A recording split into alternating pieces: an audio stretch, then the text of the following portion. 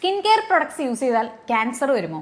ഇത് പലർക്കും ഉള്ളൊരു സംശയമാണ്. അപ്പോൾ ഡെയിലി സ്കിൻ കെയർ ചെയ്യുന്നവരാണെങ്കിൽ, daily skin care products use ചെയ്യുന്നവരാണെങ്കിൽ ഈ വീഡിയോ ഒരിക്കലും സ്കിപ്പ് ചെയ്യരുത്, മുഴുവൻ കാണണം.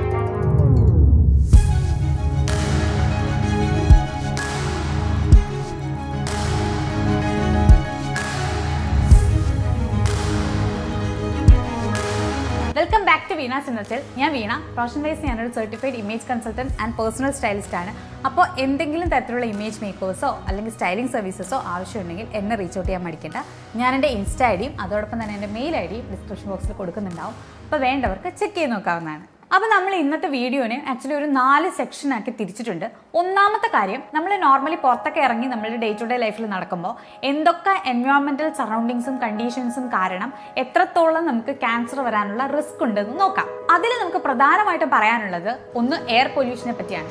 Air pollution actually lung cancer ഉണ്ടാക്കും എന്നുള്ളത് ഒരുപാട് പഠനങ്ങൾ തെളിയിച്ചിട്ടുള്ള ഒരു കാര്യമാണ്. സ്റ്റാറ്റിസ്റ്റിക്കലി പ്രൂവൺ ആയിട്ടുള്ള ഒരു കാര്യമാണ്. നമ്മൾ നോർമലി പൊല്യൂട്ടഡ് ആയിട്ടുള്ള ഒരു എയറിലേക്ക് എത്രത്തോളം എക്സ്പോസ്ഡ് ആവുന്നു അത്രത്തോളം തന്നെ നമ്മുടെ ലങ് ക്യാൻസറിനുള്ള ചാൻസസ് കൂടുതലാണ്. ഇനി അടുത്തത് UV റേഡിയേഷൻ കാരണം ഉണ്ടാകുന്ന സ്കിൻ ക്യാൻസറിന്റെ റിസ്ക് ആണ്.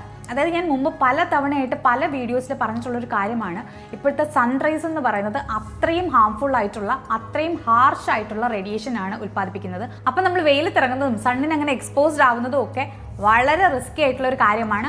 അത് നമ്മളുടെ സ്കിൻ ക്യാൻസറിന്റെ ചാൻസ് കൂട്ടുമെന്നുള്ളതാണ്. പിന്നെ ഞാൻ എപ്പോഴും പറയുന്നത് പോലെ തന്നെ നമ്മൾ കൂടുതലായിട്ട് ഇപ്പോൾ കഴിക്കുന്ന കൺസ്യൂം ചെയ്യുന്ന പ്രോഡക്ട്സ് എന്ന് പറയുന്നത് ഈ പ്രോസസ്ഡ് ഫുഡൊക്കെയാണ്. ഈ പ്രോസസ്ഡ് ഫുഡിലൊക്കെ അതിന്റെ പ്രിസർവേറ്റീവ്സ് ആയിട്ടും അല്ലെങ്കിൽ അത് കുറേ നാൾ ചീത്തയാവാതിരിക്കാൻ വേണ്ടിയിട്ടും ഒക്കെ യൂസ് ചെയ്യുന്നതും ടേസ്റ്റിന് വേണ്ടി യൂസ് ചെയ്യുന്നതുമായിട്ടുള്ള വളരെ മോശം ഇൻഗ്രീഡിയൻസ് ഉണ്ട്. അപ്പോൾ ആ മോശം ഇൻഗ്രീഡിയൻസ് നമ്മൾ കൺസ്യൂം ചെയ്യുകയാണെങ്കിൽ നമുക്ക് ക്യാൻസർ വരാനുള്ള റിസ്ക് വളരെ വളരെ കൂടുതലാണ്. അപ്പോൾ അത് എപ്പോഴും ശ്രദ്ധിക്കേണ്ട ഒരു കാര്യമാണ്.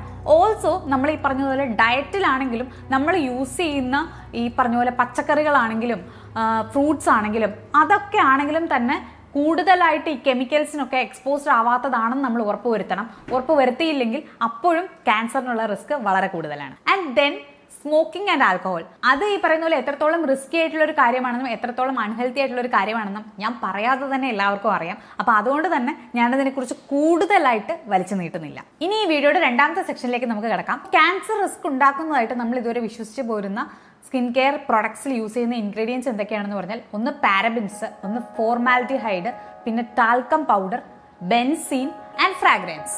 ഇതിൽ പാരബിൻസ് ആണെങ്കിലും ഫോർമാൽഡിഹൈഡ് ആണെങ്കിലും ആക്ച്വലി സ്കിൻ കെയർ പ്രൊഡക്ട്സിൽ യൂസ് ചെയ്യുന്ന പ്രിസർവേറ്റീവ്സ് ആണ്. അത് കുറച്ച് നാളും കൂടെ അങ്ങനെ തന്നെ സ്റ്റെബിലൈസ്ഡ് ആയിട്ട് തന്നെ ആ പ്രോഡക്ട്സ് നിൽക്കാൻ വേണ്ടിയിട്ട് യൂസ് ചെയ്യുന്ന പ്രിസർവേറ്റീവ്സ് ആണ്. സ്റ്റാറ്റിസ്റ്റിക്കലി പറയുകയാണെങ്കിൽ US FDA and cancer research UK കണ്ടെത്തിയിട്ടുള്ള പഠനങ്ങളിൽ അവർ പറഞ്ഞിട്ടുണ്ട്, പാരബിൻസിന് ഇങ്ങനെ ക്യാൻസർ ഉണ്ടാക്കുന്നു എന്നുള്ളതിൽ ആക്ച്വലി പ്രൂവൺ ആയിട്ടുള്ള ഒരു രേഖയും ഇതുവരെ ഇല്ല. പ്രൂവൺ ആയിട്ടുള്ള സ്റ്റഡീസ് ഇതുവരെ വന്നിട്ടില്ല. എന്നാലും പാരബിൻസ് ചില സ്കിൻ ടൈപ്സിനൊക്കെ ഇറിറ്റേറ്റ് ചെയ്യാൻ ചാൻസ് ഉണ്ട്, അലർജിക്ക് ആവാനുള്ള ചാൻസ് ഉണ്ട്. അപ്പൊ അതുകൊണ്ട് തന്നെ നമ്മൾ മാക്സിമം പാരബിൻസ് കൺട്രോൾഡ് ആയിട്ടൊക്കെ യൂസ് ചെയ്യുകയാണെങ്കിൽ, അല്ലെങ്കിൽ പാരബിൻ ഫ്രീ ആയിട്ടുള്ള കാര്യങ്ങൾ യൂസ് ചെയ്യുകയാണെങ്കിൽ ഈ അലർജി ആക്ച്വലി വരില്ല. ഫോർമാൽഡിഹൈഡിന്റെ കാര്യത്തിലാണെങ്കിൽ international agency for research and cancer എന്നുള്ള ഒരു ഏജൻസി ആക്ച്വലി സ്റ്റാറ്റിസ്റ്റിക്കലി പ്രൂവ് ചെയ്തിട്ടുണ്ട്. അതായത് നമ്മൾ ഇൻഹേൽ ചെയ്യുമ്പോൾ, ഈ ഫോർമാൽഡിഹൈഡ് ഇൻഹേൽ ചെയ്യുമ്പോഴാണ് ആക്ച്വലി കുറച്ച് പ്രശ്നമെങ്കിലും ഉള്ളത്, ക്യാൻസർ റിസ്ക് ഒക്കെ ഉള്ളത്. സ്കിൻ കെയർ പ്രൊഡക്ട്സ് ഒക്കെ മാനുഫാക്ചർ ചെയ്യുന്ന യൂണിറ്റിൽ വർക്ക് ചെയ്യുന്നവർക്കും അല്ലെങ്കിൽ ഹ്യൂജ് എമൗണ്ടിൽ സലൂൺസിൽ ആക്ച്വലി യൂസ് ചെയ്യുന്നവർക്കും ആണ് ഇത് ഇൻഹേൽ ചെയ്യാനുള്ള ചാൻസും അവർക്കാണ് കൂടുതലായിട്ട് ക്യാൻസർ വരാനുള്ള റിസ്ക്കും ഉള്ളത്. ബട്ട് കമ്പാരിറ്റീവ്ലി നമ്മുടെ പേഴ്സണൽ യൂസിൽ നമ്മൾ യൂസ് ചെയ്യുന്ന സ്കിൻ കെയറിൽ നിന്ന് അങ്ങനെ ഒരു പ്രശ്നം ഉണ്ടാവുന്നില്ല. അപ്പൊ അതുകൊണ്ട് തന്നെ അത് കുറേയൊക്കെ സേഫ് ആണ്. ബട്ട് ഈ ഫോർമാൽഡിഹൈഡ് എന്ന് പറയുന്നത് ചില സ്കിന്നിനെങ്കിലും അലർജി ഉണ്ടാക്കാനുള്ള ഒരു ചാൻസ് ഉണ്ട്. അത് മാത്രമാണ് ഇതിനകത്തുള്ള ഏക റിസ്ക്. ഇനി ഈ ടാൽക്കം പൗഡർ എന്ന് പറയുന്നത് ഒവേറിയൻ ക്യാൻസർ ഉണ്ടാക്കുമോ? അതായത് നമ്മളൊക്കെ ടാൽക്ക് കോസ്മെറ്റിക് പ്രോഡക്ട്സിൽ യൂസ് ചെയ്യുന്നവരാണ് കുറച്ചെങ്കിലും. അതായത് ഏത് ഈ പറഞ്ഞ കോമ്പാക്ട് പൗഡർ യൂസ് ചെയ്യുന്നവരാണെങ്കിലും അതിനകത്ത് ടാൽക്കിന്റെ അംശമുണ്ട്. അമേരിക്കൻ ക്യാൻസർ സൊസൈറ്റി പറഞ്ഞിട്ടുള്ളത് ആക്ച്വലി കമ്പാരിറ്റീവ്ലി ലോ റിസ്ക് മാത്രമേ ഈ ടാൽക്കം പൗഡറിലുള്ളൂ എന്നുള്ളതാണ്. ബിക്കോസ് മുമ്പൊക്കെ അതിനകത്ത് കുറച്ചും കൂടി കണ്ടാമിനേറ്റഡ് ആയിട്ടുള്ള പ്രോഡക്ട്സ് ആണ്, കാർസിനോജൻ പോലെയുള്ള ഇൻഗ്രീഡിയൻസ് ആണ് യൂസ് ചെയ്തിരുന്നത്. ബട്ട് ഇപ്പോൾ അങ്ങനെയല്ല. ഇപ്പോൾ നമ്മളുടെ കോസ്മെറ്റിക് ഇൻഡസ്ട്രി ആക്ച്വലി വലിയ രീതിയിൽ ചേഞ്ച് ആയിട്ടുണ്ട്. അപ്പൊ അതുകൊണ്ട് തന്നെ ഇപ്പോൾ ടാൽക്ക് യൂസ് ചെയ്യുന്നതിൽ വലിയ പ്രശ്നങ്ങളൊന്നും ഇല്ല. ഇനി പറയാനുള്ളത് സൺസ്ക്രീൻസിലൊക്കെ യൂസ് ചെയ്യുന്ന ബെൻസീൻസിനെ പറ്റിയും സ്കിൻ കെയർ പ്രൊഡക്ട്സിൽ യൂസ് ചെയ്യുന്ന ഫ്രാഗ്രൻസിനെ പറ്റിയാണ്. അതിൽ ബെൻസീൻ എന്ന് പറയുന്നത് നേരത്തെ ഫോർമാലിറ്റീൻ്റെ കാര്യം പറഞ്ഞതുപോലെ തന്നെ ലാർജ് സ്കെയിലിൽ മാനുഫാക്ചറിങ് ചെയ്യുന്ന യൂണിറ്റ്സിലും അവിടെ ഉള്ളവർക്കുമാണ് അതിൻ്റെ കൂടുതൽ റിസ്ക് ഉള്ളത്. അല്ലാതെ നമ്മൾ പേഴ്സണൽ സ്കിൻ കെയർ പ്രൊഡക്ട്സിൽ ഒരു ചെറിയ അളവിലൊക്കെ യൂസ് ചെയ്യുന്നത് കൊണ്ട് വേറെ പ്രശ്നമൊന്നുമില്ല. ആൻഡ് USFDA പറഞ്ഞിട്ടുള്ള ഒരു കാര്യം, ബെൻസീൻ്റെ അളവ് ഇപ്പോൾ സ്കിൻ കെയർ പ്രൊഡക്ട്സിലൊക്കെ യൂസ് ചെയ്യുന്നത് ആക്ച്വലി ഒന്ന് ഒപ്റ്റിമൈസ് ചെയ്തിട്ടുണ്ട്. അതുപോലെ തന്നെ വലിയ പ്രശ്നങ്ങളൊന്നും ഉണ്ടാവാത്ത രീതിയിൽ അത് ഓക്കെ ആണ് എന്ന് ഉറപ്പ് വരുത്തിയിട്ടാണ് മാർക്കറ്റിലേക്ക് ഇറക്കുന്നത്. ഫ്രാഗ്രൻസ് ഉള്ള സ്കിൻ കെയർ പ്രൊഡക്ട്സ് ഭയങ്കര മോശമാണ് എന്ന് വിചാരിക്കേണ്ട കാര്യമൊന്നുമില്ല. ഫ്രാഗ്രൻസ് ആക്ച്വലി ചില സ്കിന്നിനെ ഇറിറ്റേറ്റ് ചെയ്യാനുള്ള ഒരു ചാൻസ് ഉണ്ട്, അത് മാത്രമേ ഉള്ളൂ. അല്ലാതെ വേറെ ഹൈ റിസ്ക് ഒന്നും അതിനില്ല. ഇനി സെക്ഷൻ 3 നമ്മൾ ഈ ക്യാൻസർ റിസ്ക് ഒന്ന് കമ്പയർ ചെയ്യാൻ പോവുകയാണ്. എൻവയോൺമെന്റിൽ ഉണ്ടാവുന്ന ക്യാൻസർ റിസ്ക്കും സ്കിൻ കെയർ പ്രൊഡക്ട്സ് യൂസ് ചെയ്യുമ്പോൾ ഉണ്ടാവുന്ന ക്യാൻസർ റിസ്ക്കും തമ്മിലൊന്ന് കമ്പയർ ചെയ്യാൻ പോവുകയാണ്. UV റേഡിയേഷൻ കാരണം ഉണ്ടാവുന്ന ക്യാൻസർ റിസ്കിനേക്കാളും എത്രയോ കുറവാണ് നമ്മൾ സൺസ്ക്രീൻ യൂസ് ചെയ്തത് കൊണ്ടുള്ള ഉണ്ടാവുന്ന സ്കിൻ ഇറിറ്റേഷൻസോ അല്ലെങ്കിൽ അത് കാരണം ഉണ്ടാവുന്ന ബംസോ സ്കിന്നിലുള്ള എന്തെങ്കിലും റെഡ്നെസ്സോ ഒക്കെ. എന്നിരുന്നാലും മോശപ്പെട്ട ഇൻഗ്രീഡിയൻസ് യൂസ് ചെയ്തിട്ടുള്ളൊരു സൺസ്ക്രീനിന്റെ പ്രൊലോങ്ഡ് ആയിട്ടുള്ള യൂസ് എപ്പോഴും പ്രശ്നം തന്നെയാണ്. അപ്പൊ അതുകൊണ്ട് തന്നെ അത് നമുക്ക് കുറച്ച് കൺട്രോൾഡ് ആക്കാൻ പറ്റും. നേരെ മറിച്ച് ഈ എൻവയോൺമെന്റൽ എക്സ്പോഷർ കാരണം ഉണ്ടാവുന്ന കാര്യത്തെ നമുക്ക് അധികം കൺട്രോൾ ചെയ്യാൻ പറ്റില്ല. അതിൽ നിന്ന് കുറച്ച് സേഫ്റ്റി മെഷേഴ്സ് ആണ് എപ്പോഴും എടുക്കാൻ പറ്റുക. ഇനി സെക്ഷൻ 4 ഈ 2 ഏരിയയിലും ഉള്ള ക്യാൻസർ റിസ്ക് എത്രത്തോളം കുറയ്ക്കാം എന്നുള്ളതും അത് എങ്ങനെ കുറയ്ക്കാം എന്നുള്ളതും നമുക്ക് നോക്കാം. സ്കിൻ കെയറിന്റെ കാര്യത്തിലാണെങ്കിൽ നിങ്ങൾ എപ്പോൾ ഏത് സ്കിൻ കെയർ പ്രൊഡക്ട്സ് വാങ്ങിയാലും ഇൻഗ്രീഡിയൻറ്റ് ലിസ്റ്റ് ചെക്ക് ചെയ്യുക. ഡീറ്റെയിൽഡ് ആയിട്ടുള്ള ഇൻഗ്രീഡിയൻറ്റ് ലിസ്റ്റ് മുഴുവൻ ചെക്ക് ചെയ്യുക. അത് ചെക്ക് ചെയ്തിട്ടുള്ള എന്തെങ്കിലും കോൺട്രവേഴ്സിയൽ ആയിട്ടുള്ള ഇൻഗ്രീഡിയൻസ് ഉണ്ടെങ്കിൽ അത് നിങ്ങൾ യൂസ് ചെയ്യാതിരിക്കുക. അല്ലെങ്കിൽ കുറച്ചും കൂടി സേഫർ ആയിട്ടുള്ള ഇൻഗ്രീഡിയൻസ് മാത്രം നോക്കിയിട്ട് യൂസ് ചെയ്യാൻ നോക്കുക. ഇനി എൻവയോൺമെന്റൽ എക്സ്പോഷർ കാരണമുള്ള ക്യാൻസർ റിസ്ക് എങ്ങനെ കുറയ്ക്കാമെന്ന് ചോദിച്ചു കഴിഞ്ഞാൽ അതിൽ ഒന്നാമത്തെ കാര്യം നമ്മൾ സൺസ്ക്രീൻ യൂസ് ചെയ്യുക. അധികം സൺ എക്സ്പോഷർ കൊള്ളാതിരിക്കുക. അപ്പം നമ്മൾ ഫിസിക്കലി സൺസ്ക്രീൻ യൂസ് ചെയ്യുന്നില്ല എങ്കിൽ കൂടി എപ്പോഴും മുഖമാണെങ്കിലും ബോഡി ആണെങ്കിലും കവർ ചെയ്തിരിക്കാൻ വേണ്ടി ശ്രദ്ധിക്കുക. മിനിമം ഒരു ക്യാപ്പ് വെച്ചിട്ട് പുറത്തിറങ്ങുക, മിനിമം ഒരു സൺഗ്ലാസ് വെച്ചിട്ട് പുറത്തിറങ്ങുക, ബോഡി ഫുൾ കവേർഡ് ചെയ്തിട്ടുള്ള ക്ലോത്ത്സ് യൂസ് ചെയ്യാൻ ശ്രദ്ധിക്കുക. അതുപോലെ തന്നെ മാക്സിമം ആൻറ്റി ഓക്സിഡൻറ്റ് റിച്ച് ആയിട്ടുള്ള ഫുഡ് പ്രൊഡക്ട്സ് യൂസ് ചെയ്യാൻ നോക്കുക. നന്നായിട്ട് ഫ്രൂട്ട്സ് കഴിക്കാൻ നോക്കുക, പ്രത്യേകിച്ച് സിട്രസ് ഫ്രൂട്ട്സ്.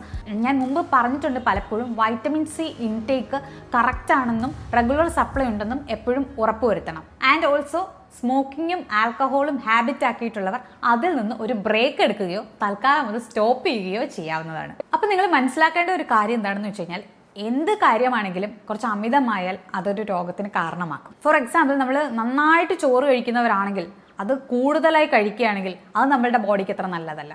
അതുപോലെ തന്നെ നമ്മൾ ഷുഗർ ഇൻടേക്ക് എടുക്കുന്നത് വളരെ കൂടുതലാണെങ്കിൽ അത് നമുക്ക് ഭയങ്കര പ്രശ്നമാണ്. അത് ഭയങ്കര നെഗറ്റീവായിട്ടുള്ള എഫക്റ്റാണ് നമുക്ക് ഉണ്ടാക്കുക. അപ്പോൾ ഏത് കാര്യമാണെങ്കിലും കൺട്രോൾഡ് ആയിട്ട് വേണം ചെയ്യാൻ എന്നുള്ളതാണ് എനിക്ക് പറയാനുള്ളത്. ഇപ്പോൾ സ്കിൻ കെയർ പ്രൊഡക്ട്സ് യൂസ് ചെയ്യുമ്പോഴാണെങ്കിലും അത് ലെയർ ചെയ്യുന്നത് എല്ലാം കൂടി ഒരുമിച്ച് ഒരേ സമയം യൂസ് ചെയ്യണം എന്നുള്ളതല്ല.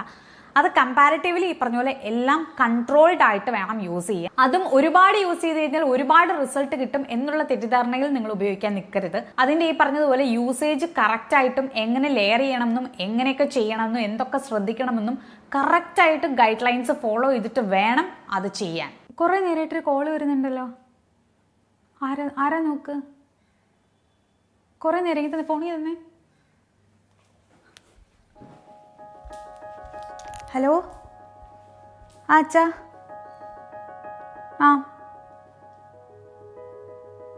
എപ്പോഴാ? അപ്പം ഇന്നിപ്പോൾ അവിടെ നിൽക്കേണ്ടി വരുമോ?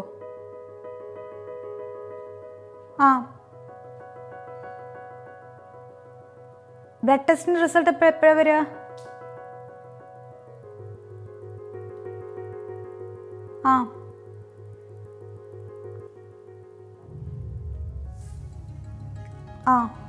ശരി. Okay okay okay okay. ഞാൻ ആക്ച്വലി ഓൾറെഡി പറയാനുള്ളതൊക്കെ വീഡിയോയിൽ പറഞ്ഞിട്ടുണ്ട്. എനിക്ക് പെട്ടെന്നൊരു കോള് വന്നതാണ്. ബിക്കോസ് അമ്മയ്ക്ക് സുഖമില്ല. അമ്മ ഹോസ്പിറ്റലിലാണിപ്പോൾ. അപ്പോൾ ചിലപ്പോൾ ഇന്ന് ഹോസ്പിറ്റലിൽ അവിടെ തന്നെ ആയിരിക്കും, അല്ലെങ്കിൽ വീട്ടിലേക്ക് വരും. അപ്പോൾ എനിക്ക് അത്യാവശ്യമായിട്ട് അതുകൊണ്ട് ഞാൻ വീട് വരെ പോവുകയാണ്. അപ്പോൾ നമുക്ക് ഇനിയുള്ള ഡീറ്റെയിൽസൊക്കെ ഞാൻ പിന്നീട് പറയുന്നതായിരിക്കും. അപ്പോൾ അതുകൊണ്ട് ഞാൻ വീഡിയോ വൈൻഡപ്പ് ചെയ്യാണ് കേട്ടോ. അപ്പോൾ അടുത്ത വീഡിയോയിൽ നമുക്ക് കാണാം.